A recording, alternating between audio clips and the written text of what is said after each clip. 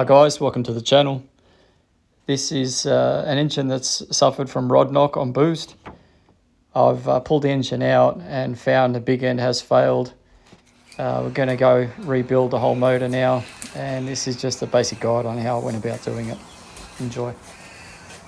The block has just been machined. Start by cleaning all your threads.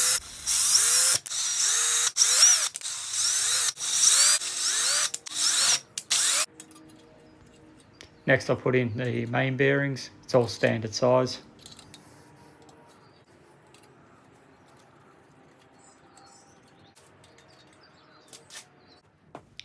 I like to use the Permatex assembly lube on my engines. Blemished crank going back in.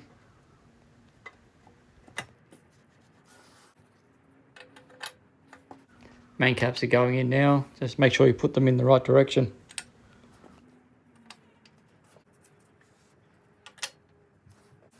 I'm using ARP main studs for this engine. Note that you do need to have the journal machined to take these studs.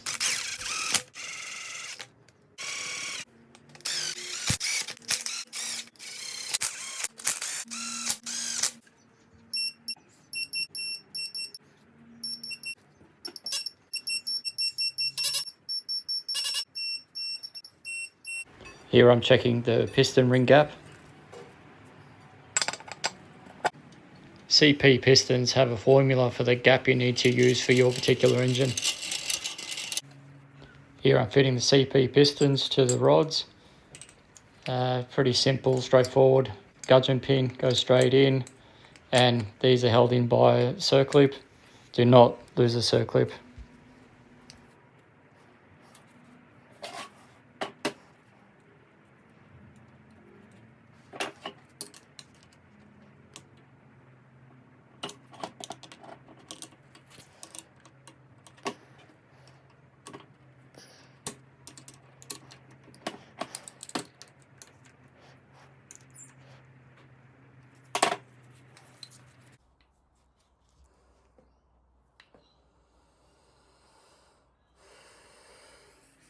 Alright, before you come at me with the piston ring tool, I do have one.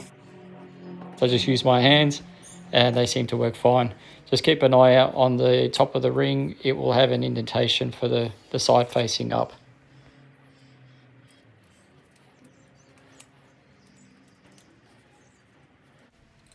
A big end bearing now. Hopefully this one lasts.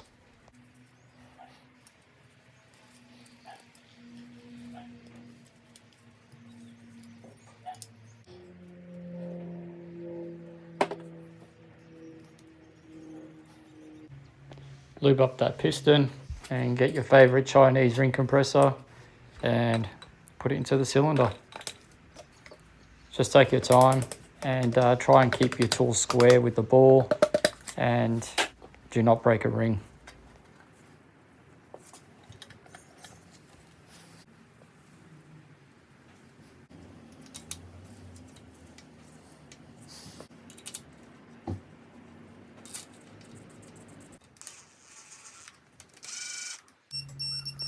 Here I'm installing the big end caps. Okay, check your torque and also your side clearance on the big end side. These con rods actually need to be machined, they're too tight.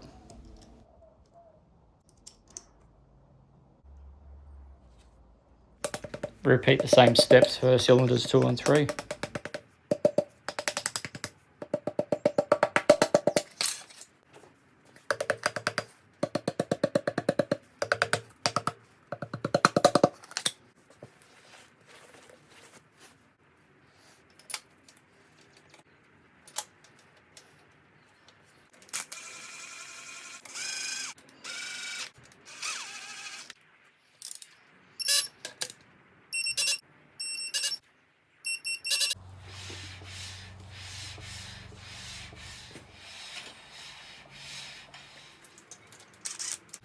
It's important if you're going to delete the balance shaft to actually block this oil gallery.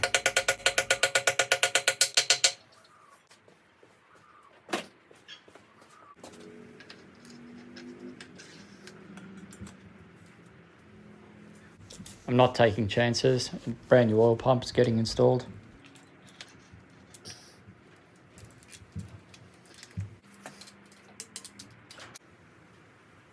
New timing chain guides getting fitted.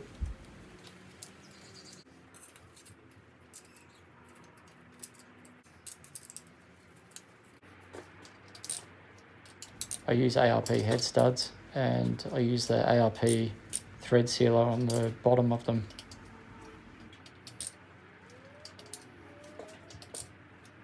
And just clean off the excess before we put the gasket on.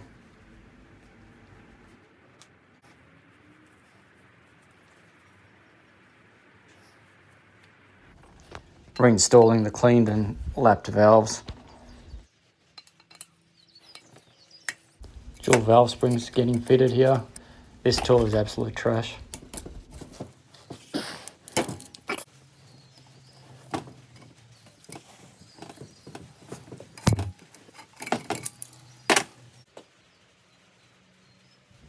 Lube up the cam journal, and I've got a turbo spec Wade cam.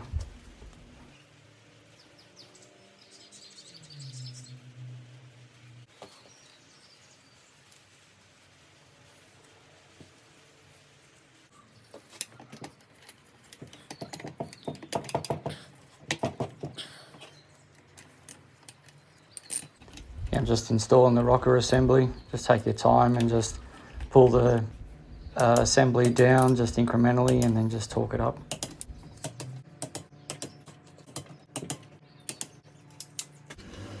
Head gasket's on, just lower the head onto the block, then tighten the head bolts.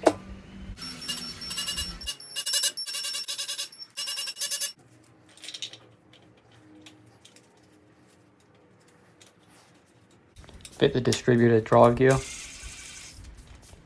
It's only used as a cam angle sensor for this setup. Seal up the timing case. Just make sure you don't leave any of those dangleberries, dry silicone.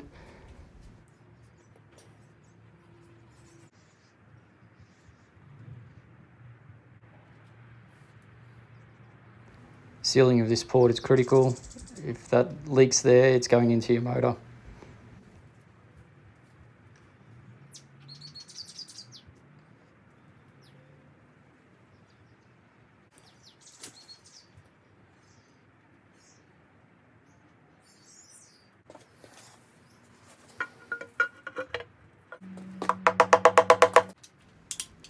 So now we just tighten up the timing case cover, and be good time now, put the balancer on and just check that the cam timing is correct.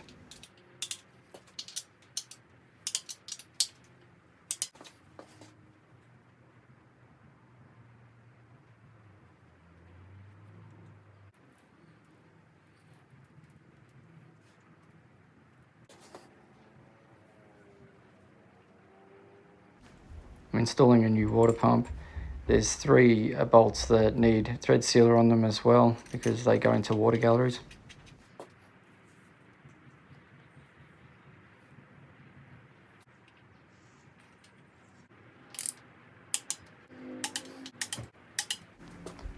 Just installing the oil pickup here.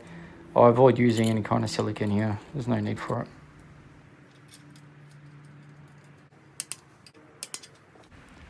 Rear main seal needs to go on next before I can put the oil pan on.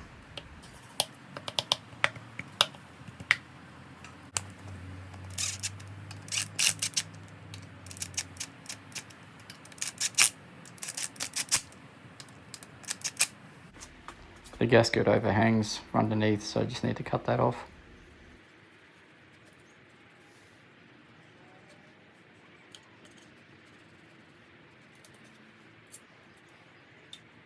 I noticed a small step here, it just needs to be adjusted.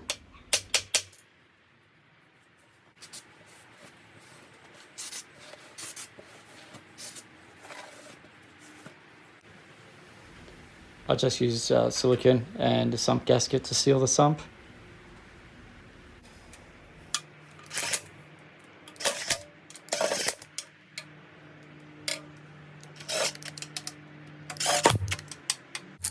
The intake manifold can go on now.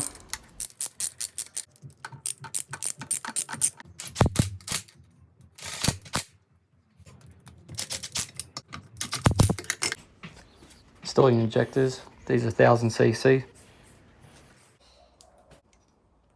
Fit the fuel rail. I'm really hating this purple anodised finish.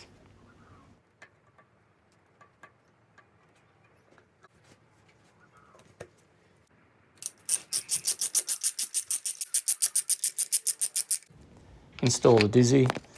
It helps to actually just mark top dead center before you remove it.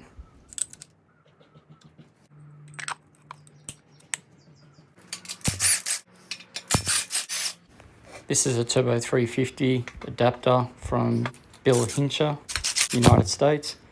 It's worked well. It has this crankshaft coupler that the flywheel bolts to as well.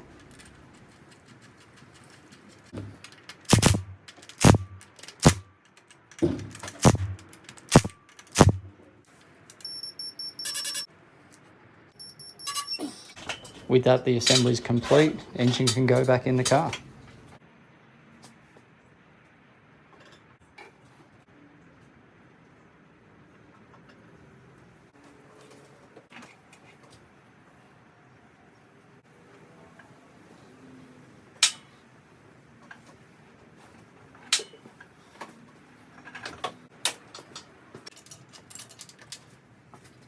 I always take the rocker cover off when I'm installing these engines, just to avoid scratching it up.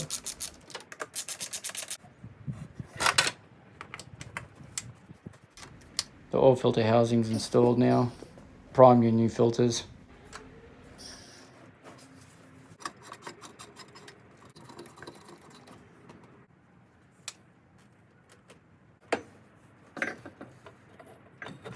Exhaust manifold and turbo can go on now.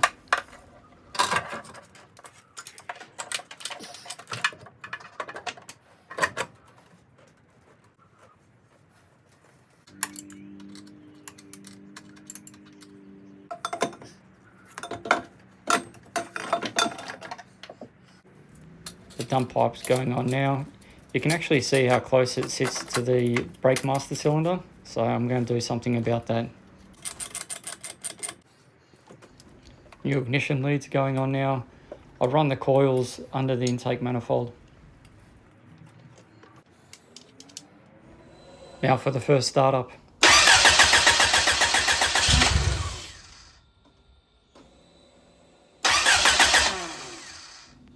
And there's a fuel leak from the fuel rail. Take two.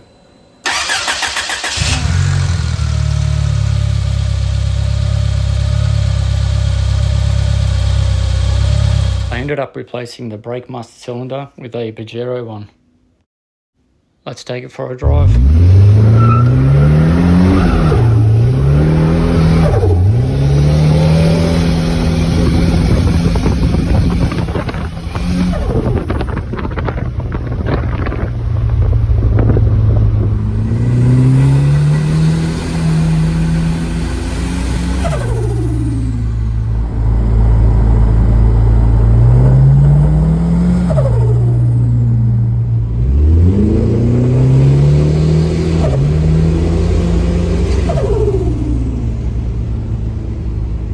Months later. Car has done 1,000 kilometers now with no issues. I was just checking the oil levels and noticed a nice crack between cylinders 2 and 3. It's pretty notorious for these engines, but it's the first time it's actually happened to me in person. So go figure, the engine I spend the most amount of money on is the one that fails now. What do you think I should do? I have a spare narrow block engine that I could machine and put back in, or do I just put a V8 or something in it? Let me know.